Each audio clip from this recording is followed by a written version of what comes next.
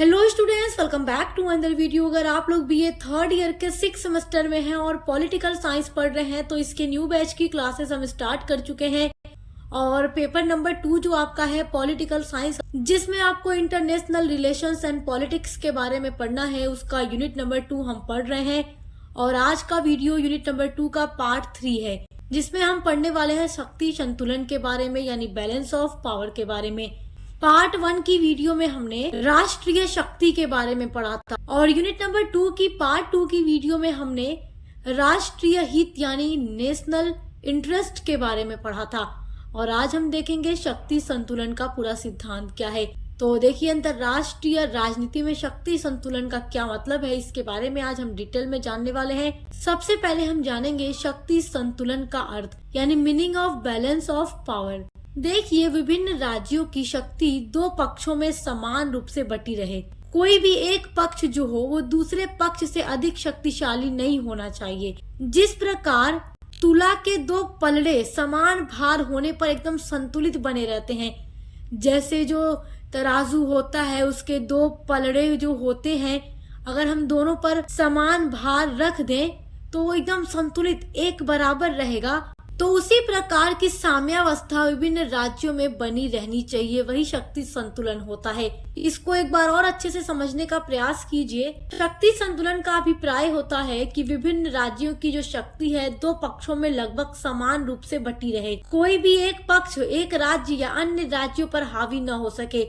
जितने भी राष्ट्र रहे वो सब इतने शक्तिशाली न हो कि वो एक दूसरे पर हमला करें या उसे दबाने की कोशिश करें या उसे हराने में समर्थ रहें। यानी कि हर राष्ट्र जो है उसकी शक्ति बराबर होनी चाहिए ताकि अंतरराष्ट्रीय राजनीति में शक्ति संतुलन बना रहे। कोई राष्ट्र ऐसा नहीं चाहिए कि बहुत ज्यादा शक्तिशाली रहे और कोई राष्ट्र थोड़ा कम शक्तिशाली रहे, ताकि अधिक शक्तिशाली जो राष्ट्र हो वो कम शक्ति वाले राष्ट्र के ऊपर हावी हो जाए, उस पर युद्ध उस पर हमला कर दे, उसको दबाने की कोशिश करे, उसको हरा सके। तो ऐसा नहीं होना चाहिए। सब कुछ बराबर होना चाहिए, यानी कि उनकी शक्ति बराबर होनी चाहिए। तो इस प्रकार क्या होगा, विभिन्न राज्यों में संतुलन बना रहेगा। तो वही होता है शक्ति संतुलन। इसके अन्य नाम भी जान जाते हैं, क्योंकि एग्जाम में शक्ति संतुलन अगर अदर नाम से क्वेश्चन आपसे पूछ दे तो आप कंफ्यूज ना हो। देखिए, आपसे अगर पूछ दे राजनीति का यथासंभव मूलभूत नियम क्या है तो आपको कंफ्यूज नहीं होना है, बात वही है, यानी शक्ति संतुलन, इसका ये अन्य नाम है।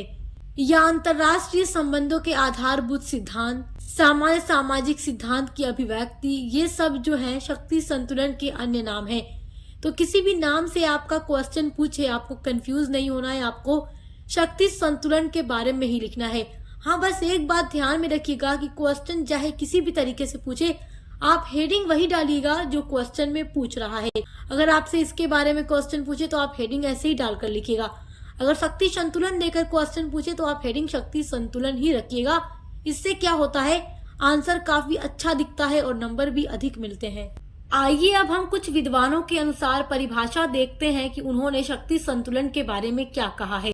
तो हम सबसे पहले परिभाषा देखेंगे प्रोफेसर फे के अनुसार, यानी प्रोफेसर फे के अकॉर्डिंग हम डेफिनेशन देखेंगे शक्ति संतुलन के लिए। तो फे लिखते हैं कि शक्ति संतुलन का अर्थ है राष्ट्रों के परिवार के सदस्यों की शक्ति में न्यायपूर्ण तुल्यभारिता, जो किसी राष्ट्र को दूसरे राष्ट्र पर इच्छा लादने से रोक सके।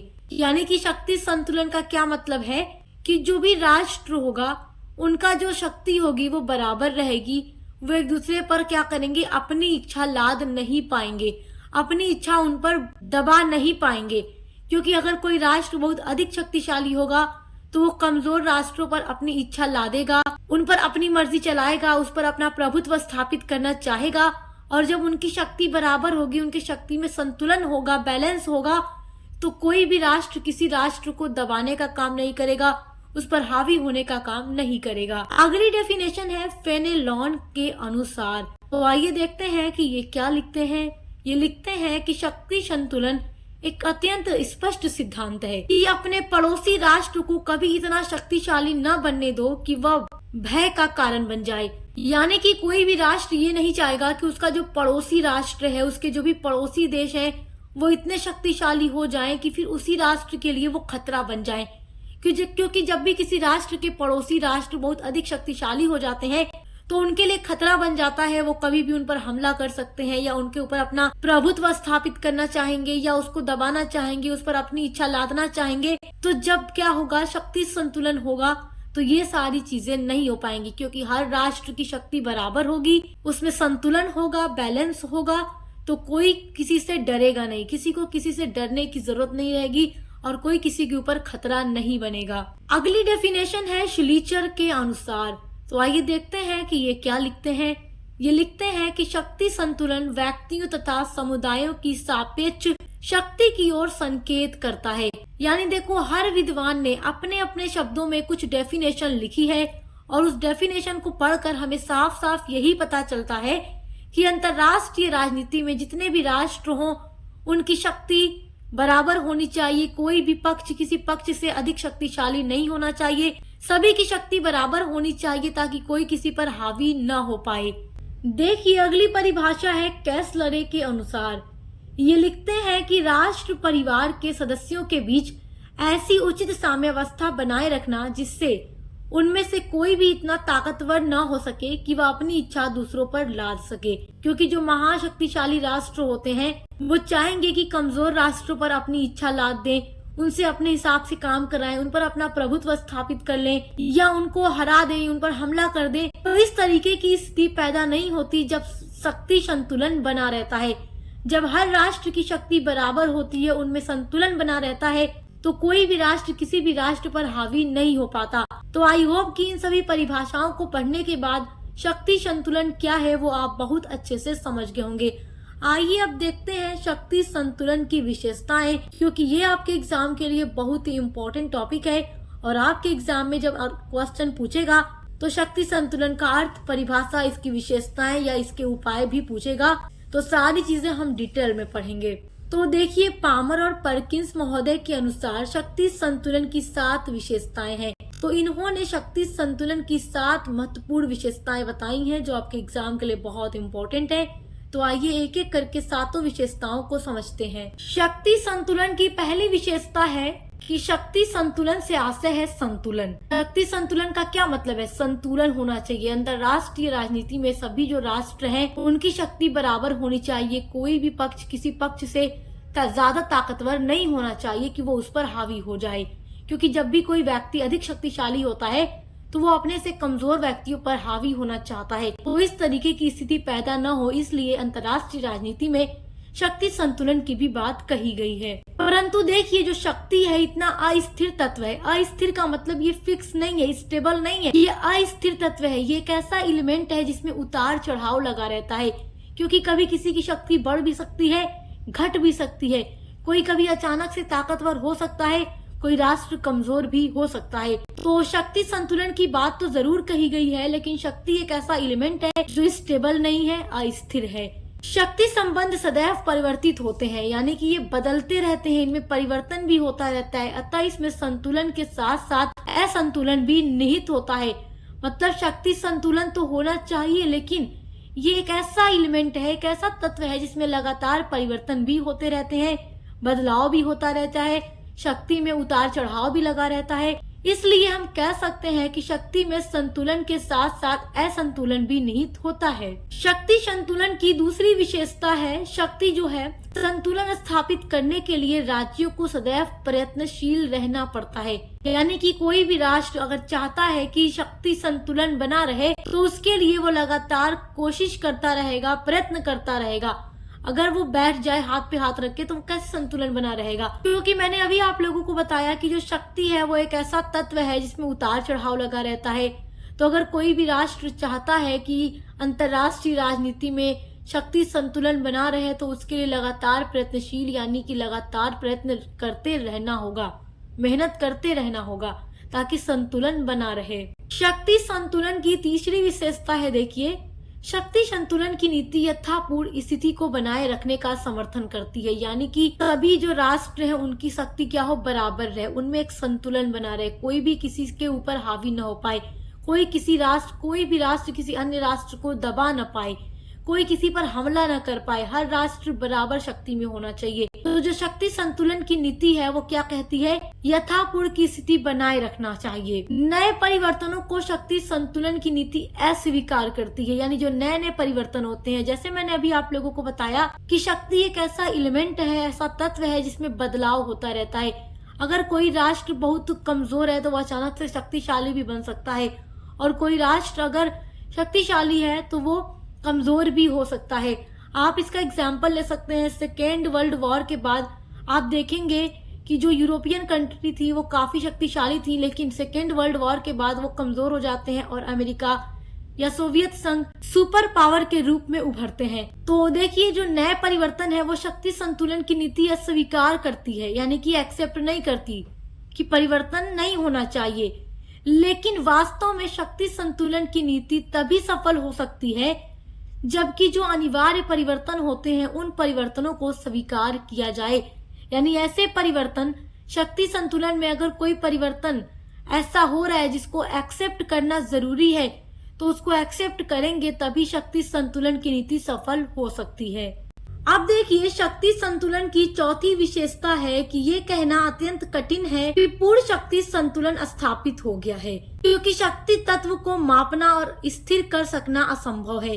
क्योंकि शक्ति एक ऐसा तत्व है जो स्थिर नहीं है, स्टेबल नहीं है, उसमें उतार चढ़ाव लगा रहता है। तो इसलिए हम शक्ति को माप नहीं सकते या स्थिर नहीं रख सकते। इसको मापना या स्थिर करके रखना असंभव है। तो इसलिए कहना भी बहुत मुश्किल है कि पूरी तरीके से शक्ति संतुलन स्थापित हो गया है। लेकिन देखिए, शक्ति का परीक्षण केवल एक ही स्थिति में किया जा सकता है। एक ही स्थिति में शक्ति को हम माप सकते हैं और वो है युद्ध। परंतु जब युद्ध होता है तो जो शक्ति संतुलन है वो समाप्त हो जाता है और जो पुराने शक्तिशाली राष्ट्र होते हैं वो शक्तिहीन हो जाते हैं और जो नए देश होते हैं वो शक्तिशाली होकर उभरते हैं। आइए अब देखते हैं शक्ति संतुलन की पांचवी विशेषता क्या है। पांचवी विशेषता है कि जो इतिहासकार हैं वो शक्ति संतुलन को वस्तुनिष्ठ यानी ऑब्जेक्टिव दृष्टि से देखते हैं, यानी कि वस्तुनिष्ठ दृष्टि से देखते हैं जो इतिहासकार हैं। इतिहासकार शक्ति संतुलन को किस दृष्टि से देखते हैं? वस्तुनिष्ठ दृष्टि से। जबकि जो राजनीतिज्ञ है यानी जो राजनेता है वो शक्ति संतुलन को व्यक्तिनिष्ठ तरीके से, व्यक्तिनिष्ठ दृष्टि से देखते हैं। तो देखिए, जो इतिहासकार है वो शक्ति संतुलन को वस्तुनिष्ठ दृष्टि से देखता है, तो इसका मतलब है कि इतिहासकार की दृष्टि में शक्ति संतुलन तब स्थापित होता है जब दो विरोधी गुटों की शक्ति लगभग समान प्रतीत होती है। यानी जो भी विरोधी देश है, राष्ट्र है, उनकी शक्ति लगभग जब समान होती है तो वो क्या है? वस्तुनिष्ठ दृष्टि से, उस तरीके से जो इतिहासकार है उस राष्ट्र को देखता है। परंतु जो राजनेता होते हैं वो शक्ति संतुलन को व्यक्तिनिष्ठ तरीके से देखते हैं, व्यक्तिनिष्ठ दृष्टि से देखते हैं। तो इसका मतलब है कि राजनीतिक यानी राजनेता की दृष्टि में शक्ति संतुलन तब स्थापित होता है जब उसका पक्ष दूसरे पक्ष की अपेक्षा अधिक शक्तिशाली हो जाता है। यानी राजनेता जब अपने राष्ट्र को अन्य राष्ट्रों से अधिक शक्तिशाली मानता है तब उसे लगता है कि शक्ति संतुलन स्थापित हो गया है। शक्ति संतुलन की छठी विशेषता है, देखिए, शक्ति संतुलन किसी विशिष्ट राजनीतिक व्यवस्था का आवश्यक लक्षण नहीं है। जो लोकतांत्रिक है या जो सर्वाधिकारवादी है, दोनों प्रकार के राज्य इसका प्रयोग कर सकते हैं। लोकतांत्रिक देश साधारणतः अपनी उदारवादी नीतियों के कारण शक्ति संतुलन स्थापित करने में विशेष उत्सुक नहीं होते और सर्वाधिकारवादी देश शक्ति संतुलन के हामी इसीलिए नहीं होते कि उनका लक्ष्य केवल अपना प्रसार करके एक ही साम्राज्य का निर्माण करना होता है। आइए अब देखते हैं शक्ति संतुलन की सातवीं विशेषता क्या है। सातवीं विशेषता क्या है कि देखिए, जो शक्ति संतुलन है, शक्ति संतुलन के खेल में केवल बड़े राष्ट्र ही खिलाड़ी होते हैं और छोटे राष्ट्र तो इसका शिकार बनते हैं अथवा दर्शक के रूप में बने रहते हैं। यानी कि जो बड़े बड़े राष्ट्र हैं, शक्तिशाली राष्ट्र हैं, वही केवल शक्ति संतुलन के खेल में होते हैं खिलाड़ी के रूप में। जबकि जो छोटे छोटे राष्ट्र होते हैं वो चाहे तो शक्ति संतुलन का शिकार बन जाते हैं या फिर दर्शक के रूप में बने रहते हैं। तो आई होप कि आप शक्ति संतुलन की ये 7 विशेषताएं बहुत अच्छे से समझ गए होंगे।